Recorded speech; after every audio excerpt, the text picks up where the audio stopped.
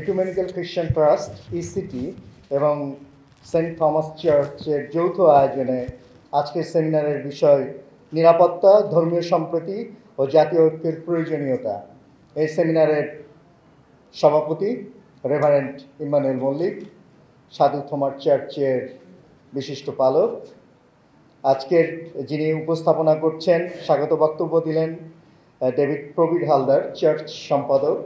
আজকের যিনি মঞ্চ আলোকিত করে আছেন, আমাদের প্রধান অতিথি চার্চের সিনিয়র নেতা এবং বিশিষ্ট ব্যক্তিত্ব জর্জ বিনিময় রায়, এবং আমার সহকর্মী, আমাদের খুব জনপ্রিয় শিক্ষক অধ্যাপক নাসির উদ্দিন আহমেদ, ইংরেজি বিভাগ, জগন্নাথ বিশ্ববিদ্যালয়। তাকে আপনারা চেনেন, কারণ বৈষম্য বিরোধী আন্দোলনের সময় তিনি রাজপথে ছিলেন। তিনি শিক্ষকদের সঙ্গে ছিলেন, ছাত্রদের পক্ষে কথা বলেছেন এবং ওই আন্দোলনে শরিক হয়েছেন। সেজন্য তার একটি আলাদা অভিজ্ঞতা আছে, আলাদা দৃষ্টিভঙ্গি আছে। এই দেশ, রাষ্ট্র এখন যেহেতু ছাত্রদের প্রতিনিধিত্ব আছে সরকারে, সব মিলে তিনি আপনাদের আলোকিত করতে পারবেন। সেজন্য নাসির উদ্দিন স্যার যে আমাদের সময় দিয়েছেন, সেজন্য তার প্রতি কৃতজ্ঞতা। আমরা উভয় সংগঠন থেকেই সেই কৃতজ্ঞতা জ্ঞাপন করছি। এখানে মঞ্চে আছেন জন সুশান্ত বিশ্বাস, ট্রেজারার এই সিটি, এবং আরও আছেন বিশেষ করে আমরা আরও দুজন বক্তা, ইয়াংদের থেকে 5 জন বক্তা। তার মধ্যে জগন্নাথ বিশ্ববিদ্যালয়ের সাংবাদিক সমিতির একসময় সাধারণ সম্পাদক ছিলেন সুজাউল ইসলাম, তিনি আছেন এখানে। তারপরে শাহাদত আছেন, জগন্নাথ বিশ্ববিদ্যালয়ের থেকে পাশ করে যাওয়া, এখন সাংবাদিক, তিনি কথা বলবেন। তারপরে এখানে আলামিন আছেন, তিনিও সাংবাদিক সমিতির সভাপতি ছিলেন জগন্নাথ বিশ্ববিদ্যালয়ে। এখানে পাস্টর চার্লস স্বাধীন বিশ্বাস আছেন, তিনিও কথা বলবেন। এখানে আমরা খন্দকার জাকির হোসেনকে দেখছি, তিনি আইটি স্পেশালিস্ট, তিনিও এখানে উপস্থিত আছেন। আরও যারা এখানে উপস্থিত আছেন বিশিষ্ট ব্যক্তিবর্গ, যারা আজকের এই অনুষ্ঠানটি শুনবেন, নিজস্ব মতামত দেওয়ার থাকলে সেটি অনুষ্ঠান শেষে আমাদের বলতে পারবেন। আজকের বিষয় নিরাপত্তা, ধর্মীয় সম্প্রীতি, জাতীয় ঐক্যের গুরুত্ব। এটি প্রবন্ধটি 4 পৃষ্ঠার, কিন্তু আমি হয়তো বড়জোর 2-3 পৃষ্ঠার মধ্যে বা 2.5 পৃষ্ঠার মধ্যে শেষ করার চেষ্টা করব, আপনাদের মনোযোগ যেন অন্যত্র গমন না করে। 2024 সালের 5 আগস্ট পরবর্তী নতুন বাংলাদেশ নিরাপত্তা ইস্যুতে নতুন পথের অন্বেষী হয়ে ওঠে। দেশ জুড়ে সেনাবাহিনীর ইতিবাচক তৎপরতা অভিনন্দিত হয়, কিন্তু সেই সময় থেকে দেশের কোনো কোনো স্থানে হিন্দু, বৌদ্ধ, খ্রিস্টান তথা অমুসলিম জনগোষ্ঠীর উপর যে চাপ তৈরি হয়, তাতে ধর্মীয় সম্প্রীতির প্রসঙ্গটি সামনে আসে। অন্তর্বর্তী সরকারের প্রধান উপদেষ্টা নোবেল লরিয়েট অধ্যাপক ডক্টর মোহাম্মদ ইউনূস বিভিন্ন ধর্মীয় সম্প্রদায়ের নেতাদের সঙ্গে আলোচনা করে এক ধর্ম সম্প্রদায়ের সঙ্গে অন্য ধর্ম সম্প্রদায়ের সৌহার্দ্য অক্ষুণ্ণ রাখার দৃঢ় প্রত্যয় ব্যক্ত করেন। অন্যদিকে রাজনীতির মাঠে নতুন ক্ষমতায়নের তর্ক বিতর্কে দেশের স্বার্থকে সর্বোচ্চ গুরুত্ব দিয়ে জাতীয় ঐক্যের কথা আলোচনায় শীর্ষস্থান দখল করে। সেখানেও সেনাবাহিনীর প্রত্যাশিত সহযোগিতা অনিবার্য হয়ে ওঠে, কারণ সেনাবাহিনীর সার্বভৌমত্ব জাতীয় ঐক্যের প্রতীক, আর সংস্কার ও নির্বাচন ফলপ্রসূ করার জন্য তাদের ভূমিকা নতুন বাংলাদেশ গড়ে তোলার অন্যতম সহায়ক শক্তি বা স্তম্ভ। ইতোমধ্যে জাতীয় সমস্যা মোকাবেলায় সেনাবাহিনী আপামর জনসাধারণের আস্থা ও নির্ভরতার প্রতীক হিসেবে সুপরিচিতি পেয়েছে। তারা জনগণের বন্ধু, দুর্যোগে জনগণের পাশে থাকায় তাদের বড় দায়িত্ব। তাদের স্লোগান, সমরে আমরা, শান্তিতে আমরা, সর্বত্র আমরা, দেশের তরে। প্রকৃতপক্ষে বর্তমান দেশ দাঁড়িয়ে আছে 3টি পিলারের উপর: জনগণ, সরকার এবং সশস্ত্র বাহিনী। জনগণের ভেতরাবাস যুব সমাজকে আলাদা করে দেখতে চাই আমরা, কারণ 2024 সালে বিশ্ব অবাক হলো বাংলাদেশের তারুণ্যের ঐক্যবদ্ধ শক্তি দেখে। এর আগে পুরানো পৃথিবী 1971 সালে বাংলাদেশের অভ্যুদয় দেখেছে, কিন্তু সেটি ছিল রক্তগঙ্গা মারিয়ে স্বাধীনতার সুফল ঘরে তোলার কাল। 60 ও 70 দশকের প্রজন্ম তাদের যৌবনকে দান করেছিল দেশমাতৃকার জন্য। একইভাবে জেনারেশন জেড দেখিয়ে দিল ঐক্যবদ্ধ শক্তি দমন পীড়ন রুখে দিতে পারে দেশের অপরাজনৈতিক ক্ষমতা চর্চাকে হটিয়ে দিতে। মনে রাখতে হবে, বাংলাদেশের মোট জনসংখ্যার 1/3 তরুণ। আর এদেশের স্মরণীয় ইতিহাস সৃষ্টিতে তাদের আত্মদান ইতিবাচক ভূমিকা পালন করে চলেছে।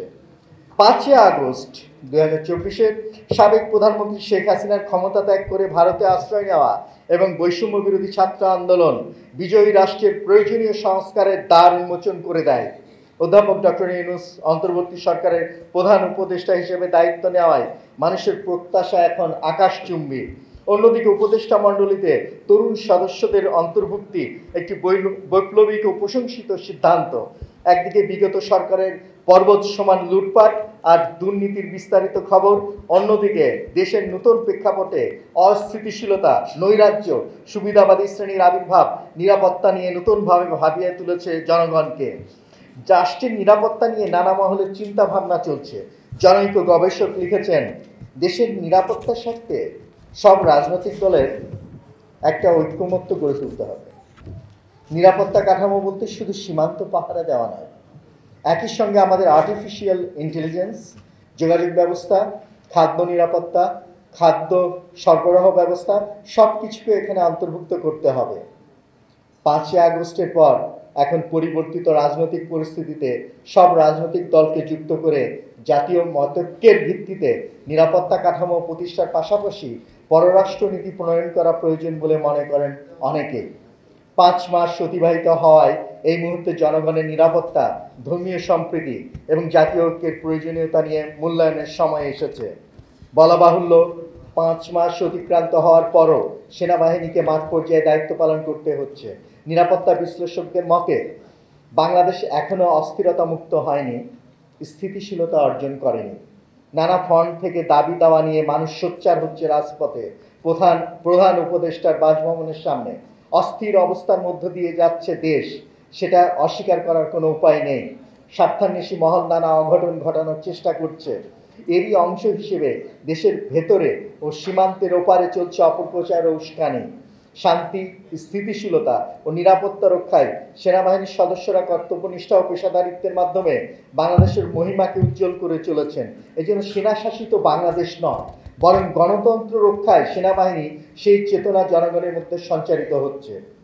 প্রধান উপদেষ্টা, ছাত্রনেতা, রাজনৈতিক দল, ফ্যাসিস্ট দল ব্যতীত এবং সেনাপ্রধান জেনারেল ওয়াকারুজ্জামান সকলেরই মানসিকতায় ইতিবাচক বাংলাদেশের ছবি ভাস্বর। আমাদের সবাইকে মনে রাখতে হবে, বাংলাদেশ একটি কঠিন সময় অতিক্রম করছে। প্রতিবেশী দেশ কিংবা পৃথিবীর যে কোনো প্রান্ত থেকে অপপ্রচার আসুক না কেন, আমাদের সঠিক তথ্য দিয়ে তা খণ্ডন করতে হবে, তাদেরকে তাদের ভুল ধরিয়ে দিতে হবে। তবে কোনো পক্ষের উস্কানিতে পা দেওয়া যাবে না কিছুতেই।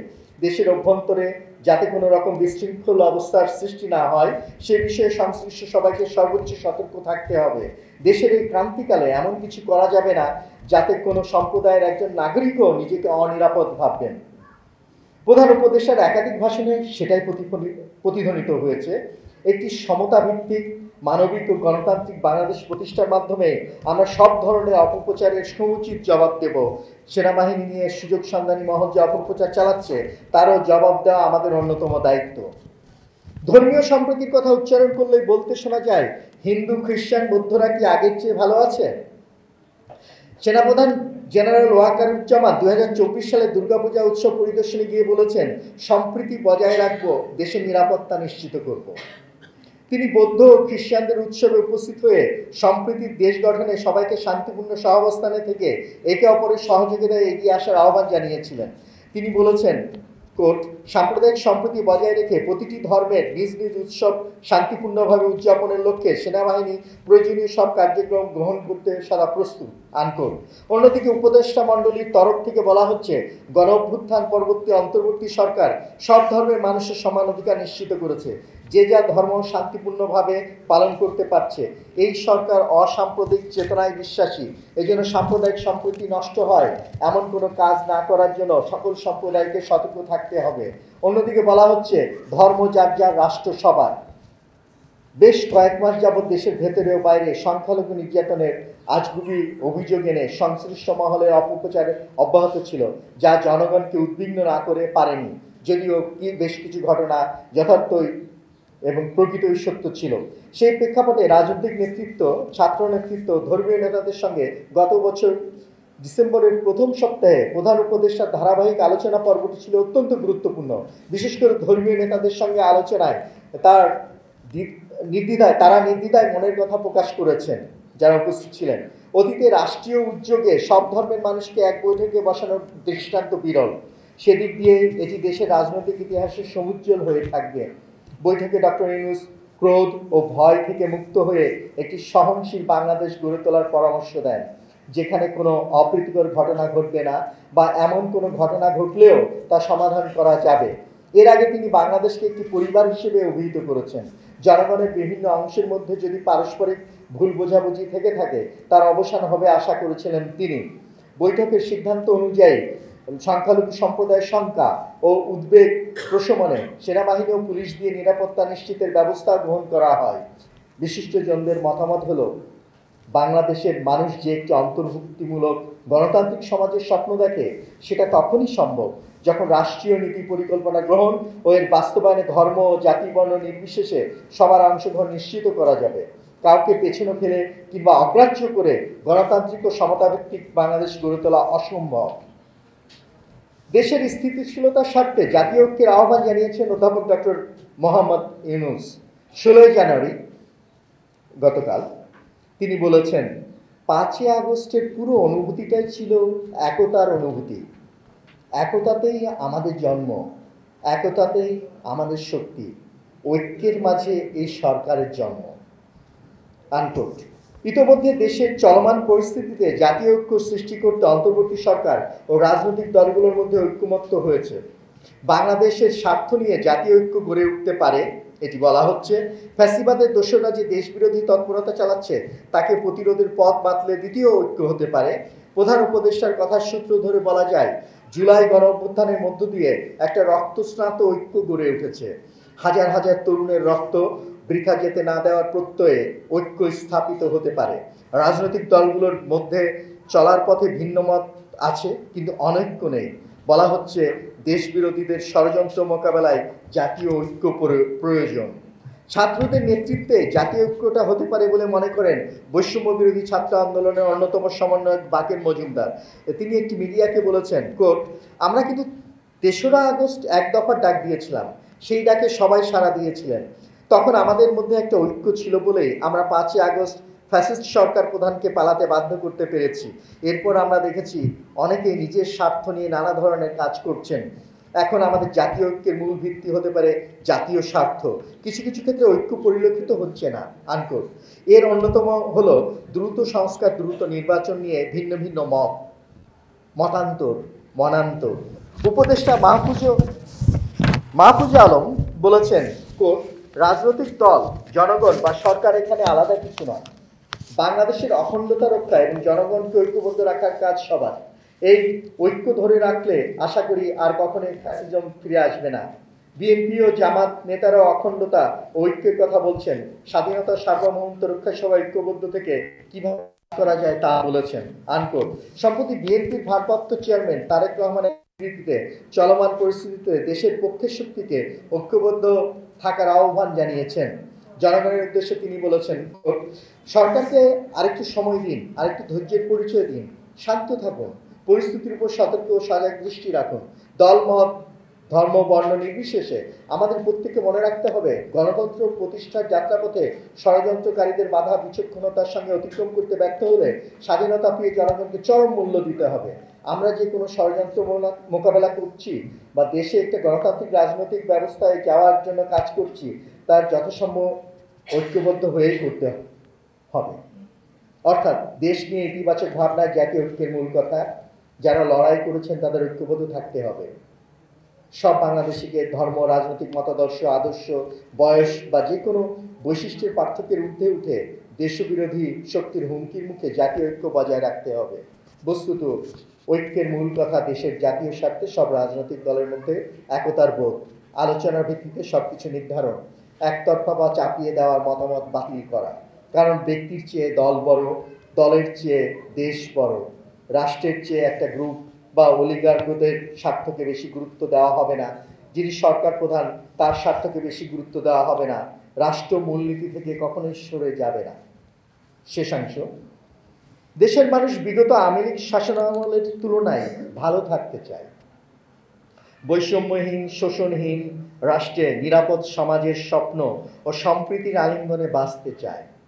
আর জাতীয় স্বার্থে ঐক্যবদ্ধ থাকা একান্ত জরুরি বলে মনে করেন তারা। অন্যদিকে গণ অভ্যুত্থানে বিজয়ী যুব সমাজকে নিয়ে আমাদের স্বপ্ন রয়েছে বিশাল।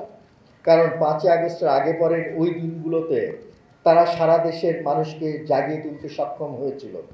এখন দেশ গড়ার সময়, দেশ গড়ার জন্য সকলকে জাগিয়ে তুলতে হবে। তরুণ প্রজন্ম দেশ গড়ার কাজে জনতার সঙ্গে নিজেদের নিয়োজিত করে কল্যাণ রাষ্ট্র তৈরিতে প্রধান উপদেষ্টা এবং সেনাবাহিনীকে সহযোগিতা করুক, এই প্রত্যাশা সকলে। ধন্যবাদ সকলকে, কৃতজ্ঞতা আমার বক্তব্য শোনার জন্য।